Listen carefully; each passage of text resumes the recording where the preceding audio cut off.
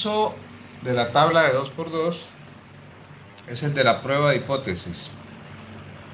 La prueba de hipótesis realmente consiste en verificar que los resultados obtenidos se deban o no al azar. Estrictamente hablando, la idea es que no se deban al azar. Y para eso se utilizan pruebas estadísticas. Hay distintas, bastantes. Pero en la tabla de 2×2, en el nivel que nosotros manejamos, la prueba de chi cuadrado es la que más se utiliza. Veremos también que se puede utilizar la prueba z cuando se están cruzando variables cuantitativas. En este caso estamos a nivel cualitativo. Y la fórmula es la que ustedes ven allí. Noten que están los nombres de las casillas de la tabla de 2×2. Entonces la prueba de chi cuadrado es igual a n por paréntesis a por d menos b por c al cuadrado sobre a más c por b más d por a más b por c más d. Es decir, como aparece acá. Ahí están las cuatro casillas y están los denominadores para construir la fórmula. Tomen nota de esa fórmula que la vamos a usar enseguida.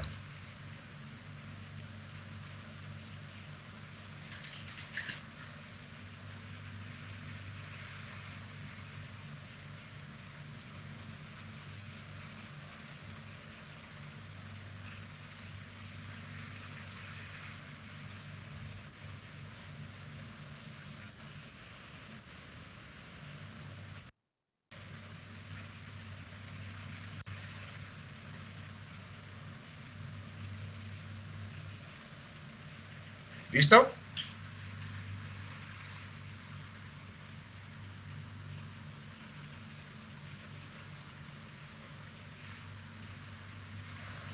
Sí, señor. Entonces, cuando uno utiliza esta fórmula, aquí aparece un resultado. El resultado que aparezca acá se debe comparar con un valor crítico. Ese valor crítico normalmente está en unos anexos de la tabla de distribución normal, de la tabla de distribución chi cuadrado, así se llama, que aparece en los libros de bioestadística o de epidemiología. En este caso, el valor crítico que más se utiliza para un nivel de confianza del 95% es 3.84. De tal manera que el chi cuadrado calculado, si se compara con 3.84 y es mayor, se concluye que existe asociación entre exposición y enfermedad estadísticamente significativa al nivel del 5% de significancia o 95% de confianza.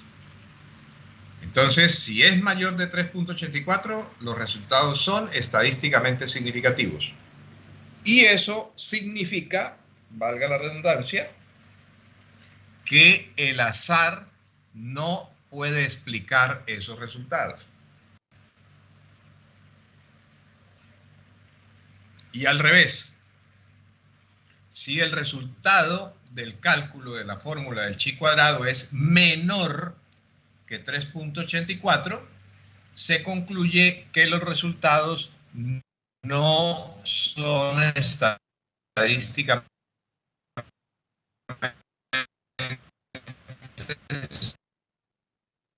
esos resultados. Pues bien, vamos entonces a volver sobre nuestros ejercicios.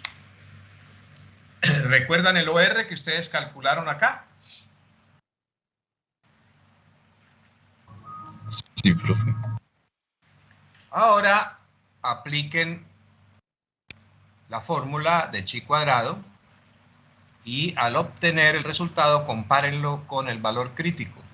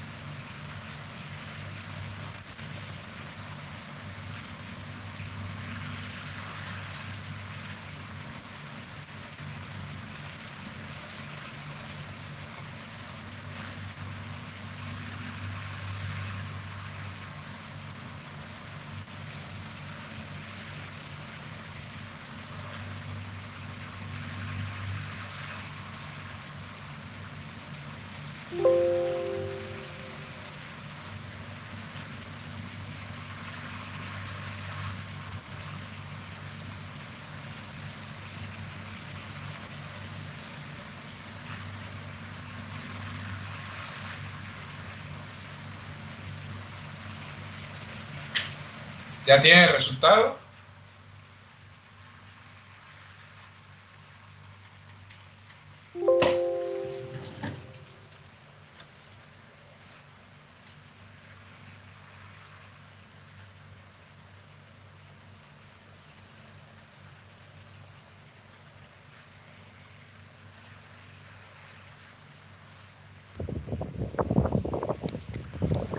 Profe, pues creo que me quedó mal, pero me dio 0,1. 0,01. Bueno, si fuera cierto y lo compara usted con el valor crítico, ¿qué conclusión podría sacar?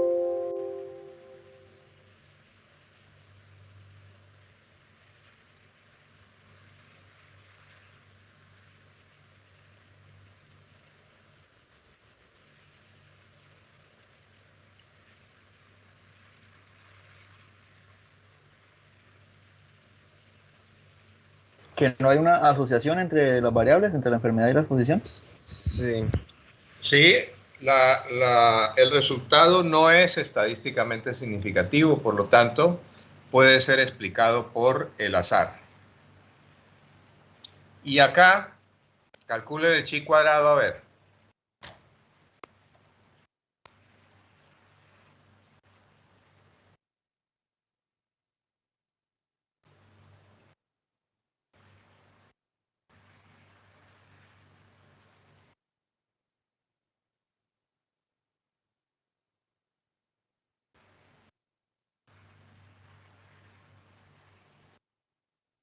Me da 2.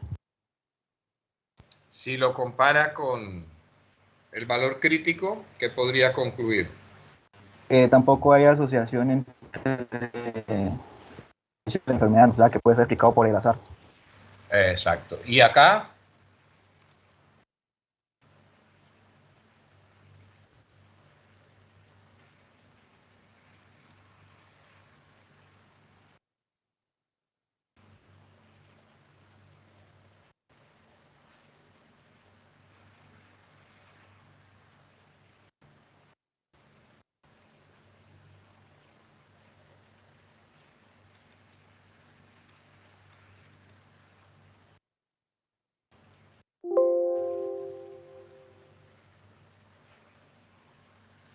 Me da 0.06.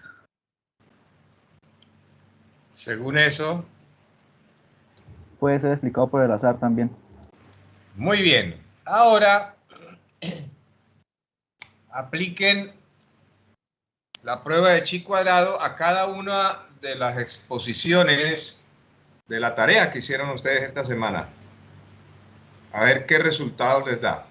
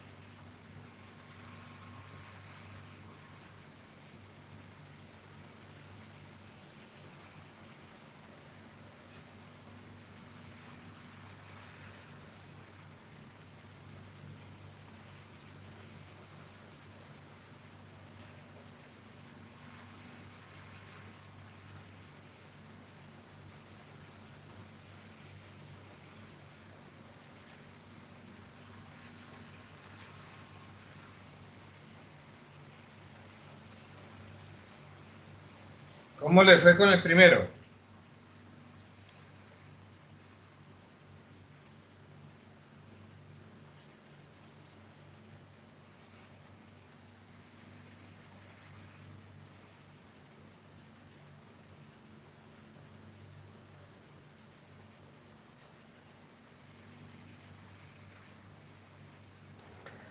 Al comparar el no consumo con el consumo de 5 a 14, a mí me da un chi de 33.38. ¿El chi cuadrado? Sí, señor. Si lo compara con el valor crítico. Perdón, me salté el primero, que no, que era de 1 a 4. De 1 a 4 me da 10.27. De 5 a 14 me da 33.38. En ambos casos hay asociación entre variables, o sea que la exposición sí estaría asociada con la presencia de cáncer de pulmón. Correcto, el azar no puede explicar esos resultados. Recuerden lo que les había dicho la semana anterior, este fue el primer estudio grande, serio, que demostró la relación entre el consumo de cigarrillos y el cáncer de pulmón. Muy bien, ahora quiero leer unos 4 cuadros aquí adicionales antes de pasar al cuarto uso de la tabla de 2x2, que es sobre pruebas diagnósticas. ¿Cómo interpretan ustedes esta tablita, este cuadrito?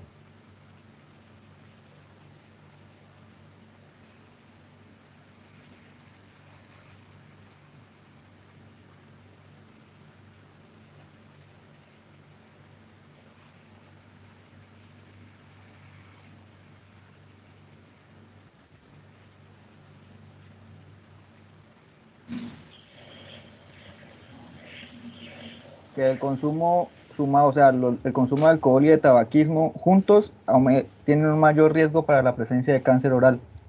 ¿Qué tanto es el riesgo? Pues es casi que 3 veces más que solamente el consumo uno, o sea, de uno de los dos. Y de acuerdo con la tabla de interpretación del riesgo relativo que usted tiene por ahí,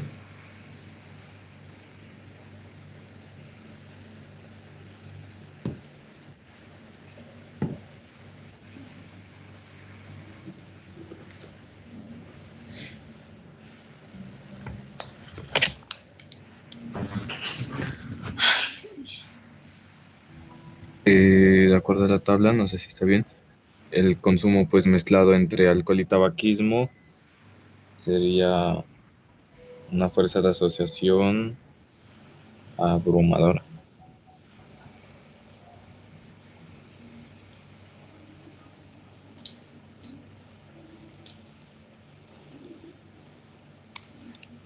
tomen nota de esta tablita. Para los clínicos,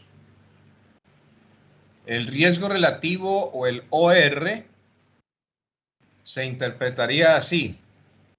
Noten que para los clínicos solamente un RR o un OR mayor de 3 es clínicamente significativo.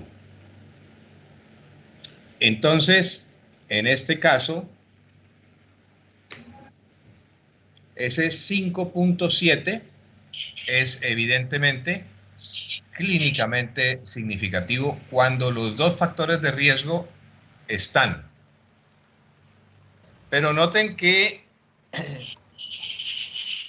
sin ningún factor el riesgo es igual al de la población general, o sea, sin efecto. Y con uno de los dos, alcoholismo o tabaquismo, el riesgo es insignificante para el ejemplo que estamos viendo.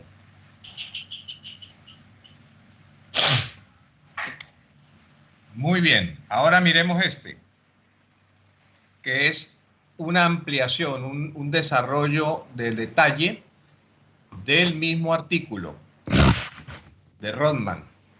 El efecto de la exposición conjunta de alcohol y tabaco sobre el riesgo de cáncer en la boca y en la faringe, publicado en 1972 en el Journal of Chronic Disease.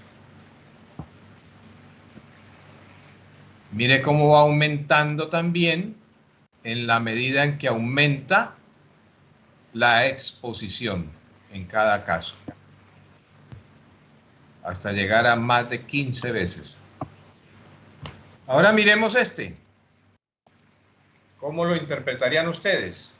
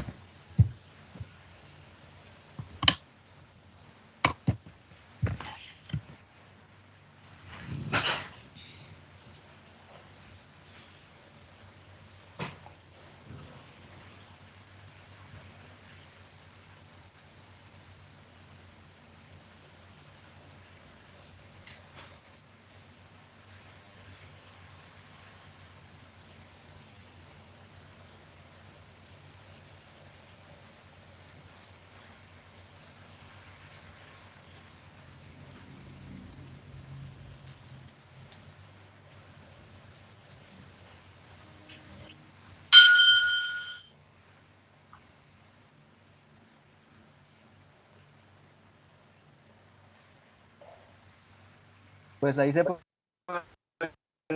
decir que hay un mayor cáncer de pulmón en los trabajadores que trabajan con uranio, valga la redundancia, y tienen un consumo alto de tabaquismo y un nivel de radiación alto, que aquellos que fueron supervivientes de la bomba atómica.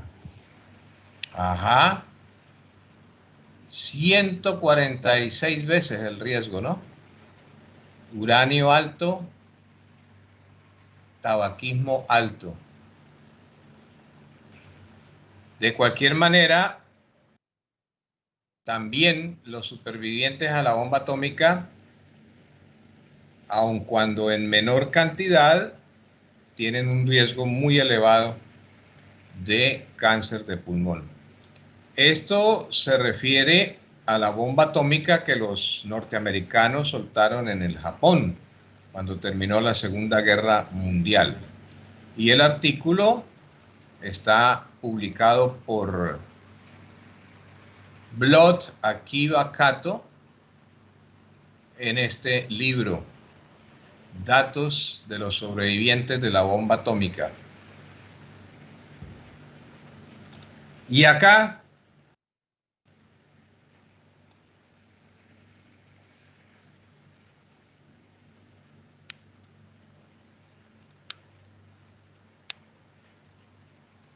O sea, por eso, 10.000. Tuve que pagar 4.000, quedan 6.000. Y 6 y 5, 11. Tengo que tener 21. El micrófono. ¿no estaba hablando con nosotros?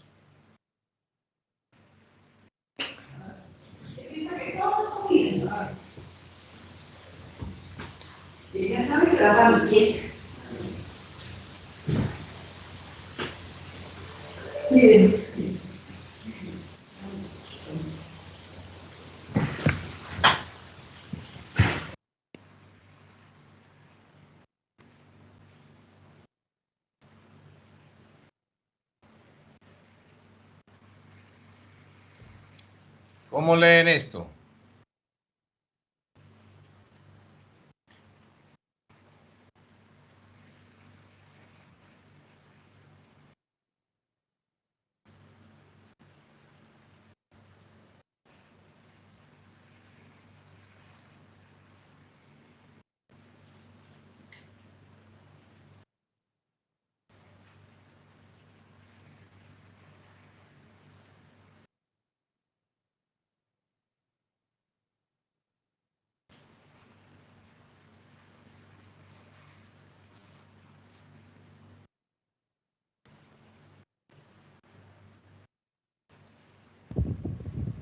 Profe, pues que las personas que están expuestas a la aflatoxina y que tienen infección crónica por hepatitis B tienen más riesgo de tener cáncer de hígado. Porque cuando los dos factores son positivos va aumentando que las personas que no tienen ninguna de las dos. Muy bien. ¿Y qué es la aflatoxina?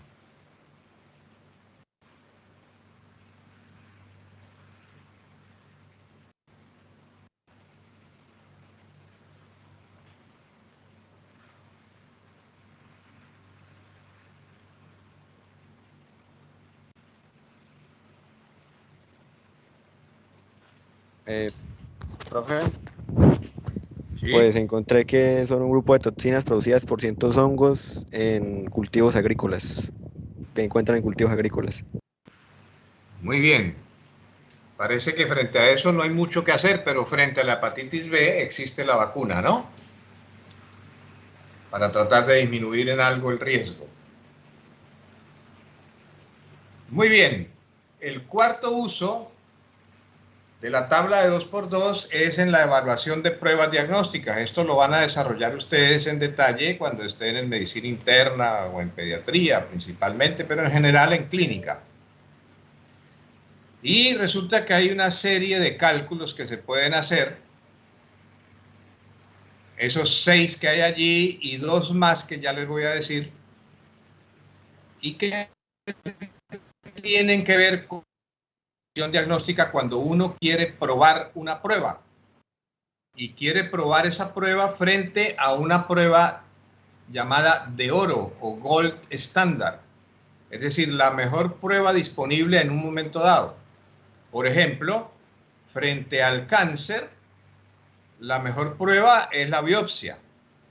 Eventualmente, entonces, alguien desarrolla, por ejemplo, algunas pruebas de laboratorio que habría que comparar frente a la biopsia para ver cuál es su sensibilidad, su especificidad, los falsos positivos, los falsos negativos, el valor predictivo positivo y el valor predictivo negativo. Desde el punto de vista de salud pública, los indicadores más importantes son los dos primeros, sensibilidad y especificidad. Desde el punto de vista clínico, son los dos últimos, valor predictivo positivo y valor predictivo negativo. Sin embargo, todo tiene que analizarse en conjunto. Los dos indicadores que hacen falta allí, y vayan tomando nota de eso, son la probabilidad preprueba, que algunos denominan prevalencia, y que se calcula de la siguiente manera: A más C entre N. Repito, la probabilidad preprueba o prevalencia es A más C dividida entre N.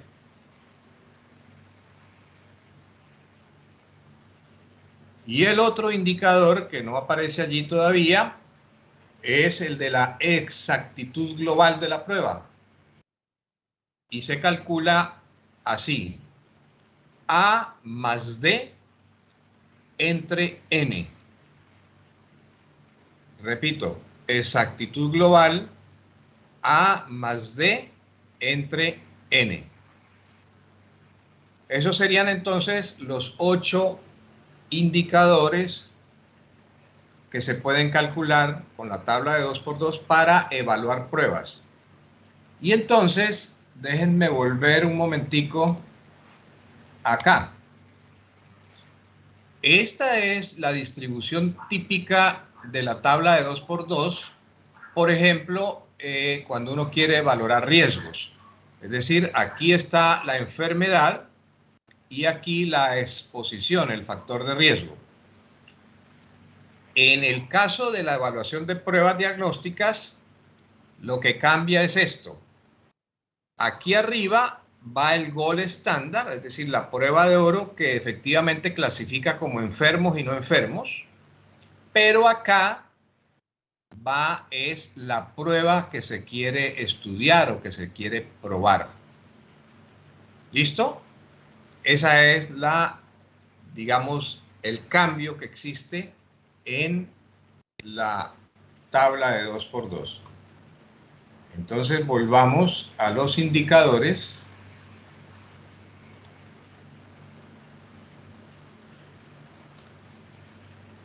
Me perdí.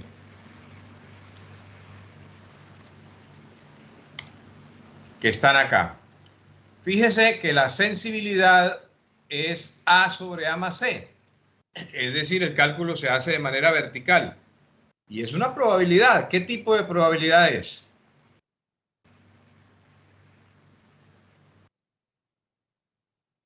Marginal, conjunta, condicional.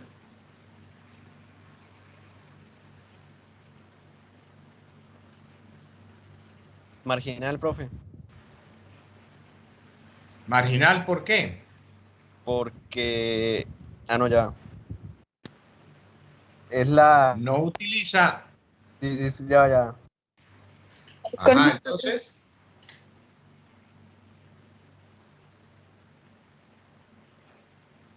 Es condicional, profe. Condicional. Fíjense, entonces intentemos de definir sensibilidad. Es la probabilidad de que la prueba dé positiva entre los enfermos, ¿cierto?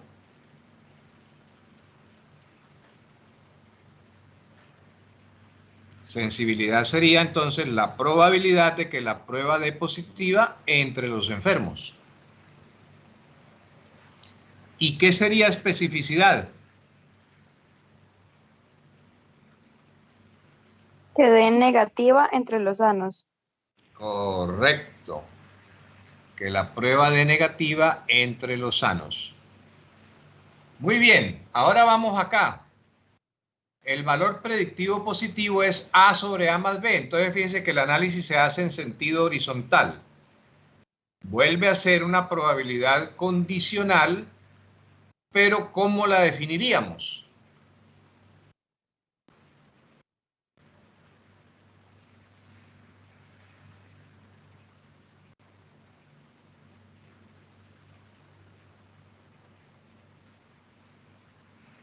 De que la nueva prueba pues sí funcione.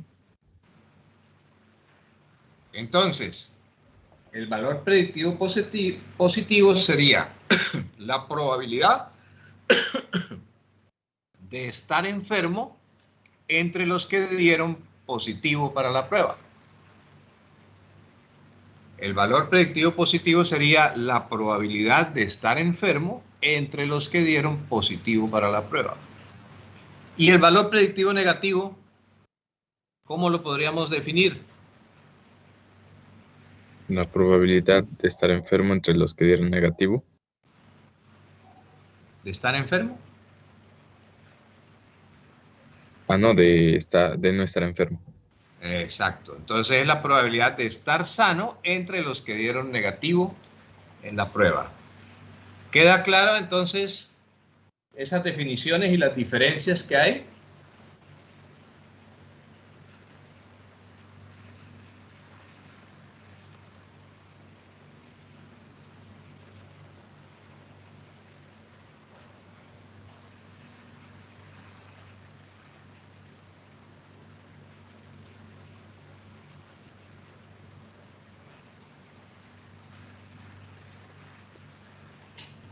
Muy bien. Veamos con este ejemplo si es correcto. Verifiquen ustedes si es correcto. Creo que mejor con este. Lo que dicen los distintos indicadores.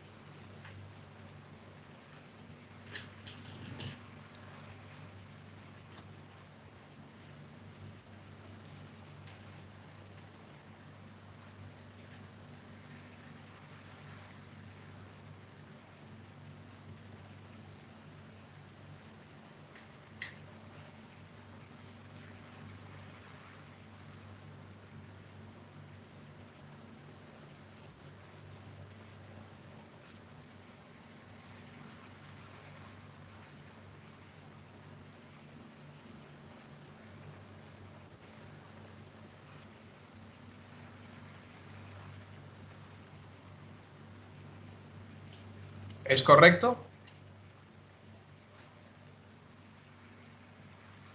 Sí, profe. Muy bien. Y ahí había dejado la proporción de falsos positivos. ¿Cómo podríamos definir en términos de probabilidad esa proporción de falsos positivos?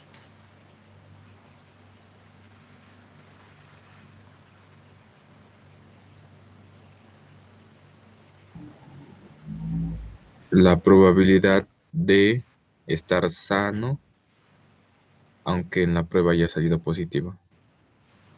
No.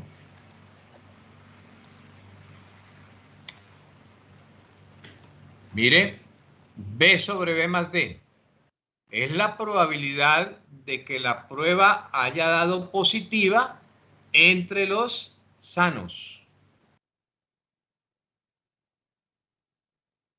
Ese concepto es fundamental, sobre todo cuando hay enfermedades graves o estigmatizantes. Por ejemplo, cáncer, por ejemplo, SIDA. Esa es la razón por la cual cuando sale un positivo, por ejemplo, en ELISA para VIH, siempre hay que hacer otra prueba, un Western blot, por decir algo más específico, para poder estar seguro. ¿Listo? ¿Comprendido?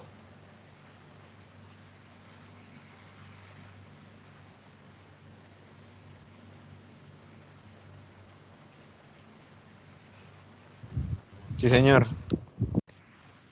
¿Y cómo definiríamos en términos probabilísticos la proporción de falsos negativos?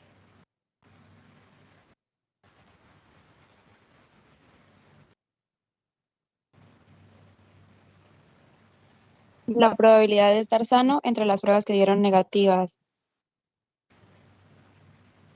¿Segura?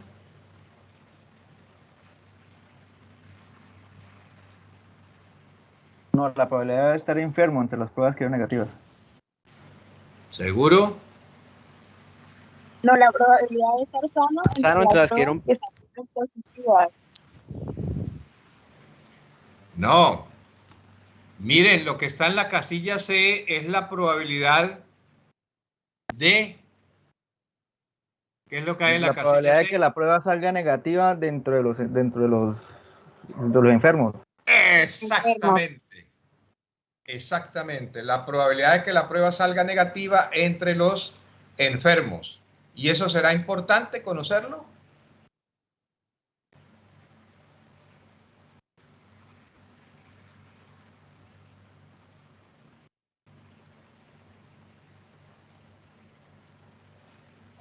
Claro, Sí, porque pues me está diciendo, determina el éxito de la prueba nueva. Claro, y porque una prueba negativa tranquiliza a la gente. Pero si realmente la persona está enferma y le dicen que la prueba es negativa, la gente se va a descuidar. Entonces, nuevamente, hay que tener cuidado tanto con los falsos positivos como con los falsos negativos. En el primer caso, porque se puede estigmatizar a la gente. En el segundo caso, porque la gente se puede descuidar. Muy bien.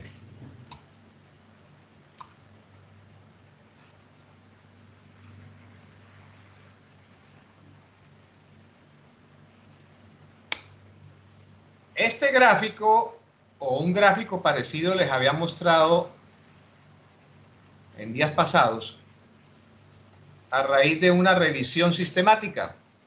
En este caso es un metaanálisis.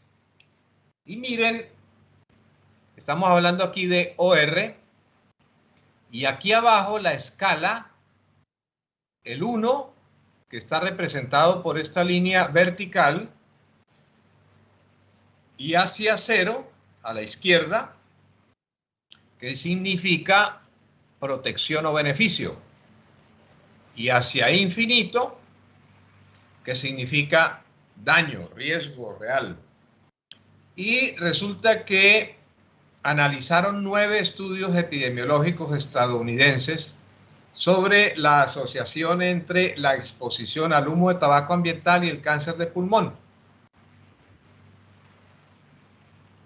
Aquí están los resultados de los 9 estudios, el de Garfinkel, Correa, Cabat, Buffler, otra vez Garfinkel, colaboradores Wu, Brownson, Humble y Varela.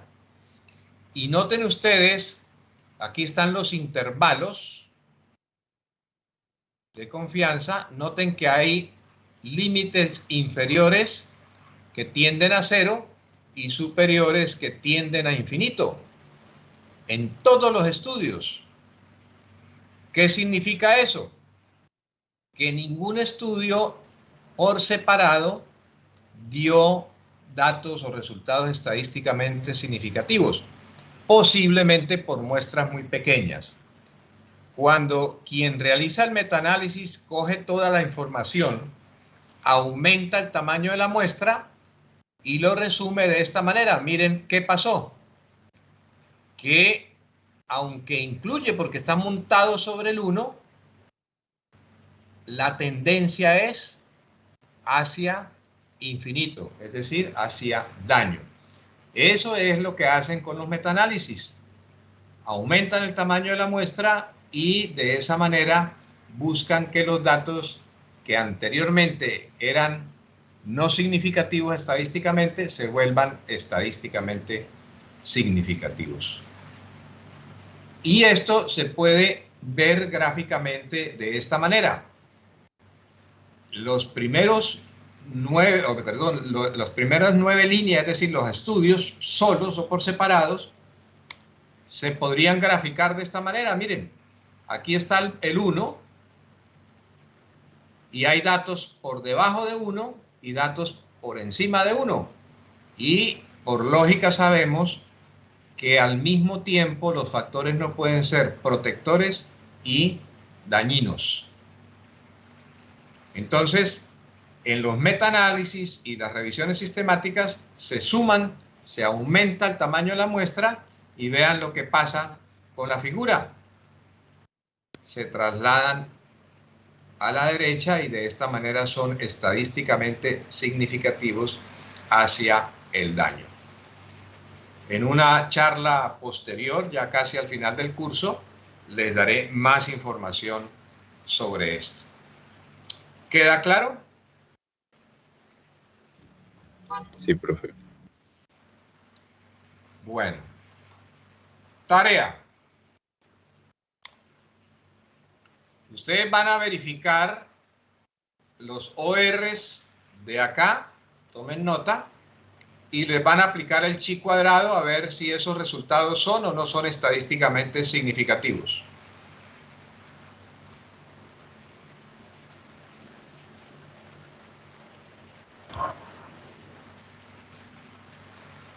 Van a hacer lo mismo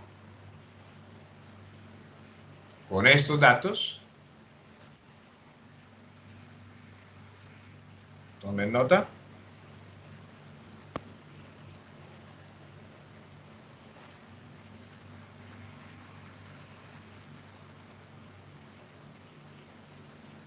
Y lo mismo con estos datos.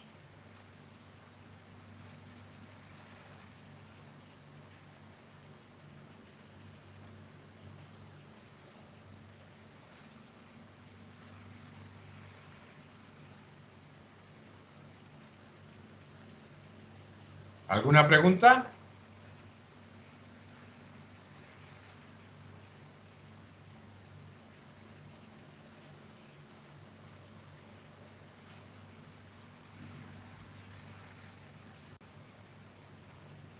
Profe.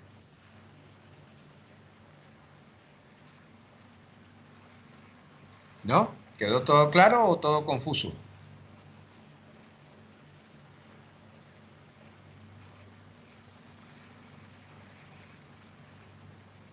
Claro. Ok, entonces nos vemos en 8 días para el examen. Profe, qué pena, ¿será que usted se puede quedar ahorita un momento en la llamada conmigo y con otro compañero que necesitamos comentarle una situación, por favor? Claro. Gracias. Bueno.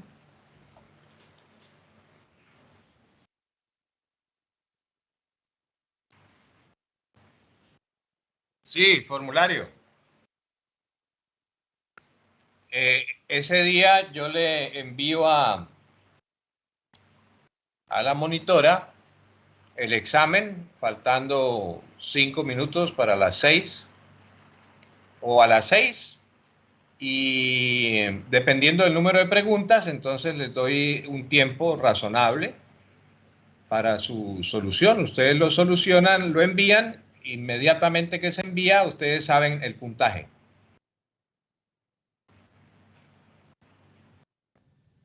Listo, profe. Ok. Listo. profe, Chao, los gracias. demás, entonces. Hasta luego. Chao. Hasta luego, profe. Hasta luego.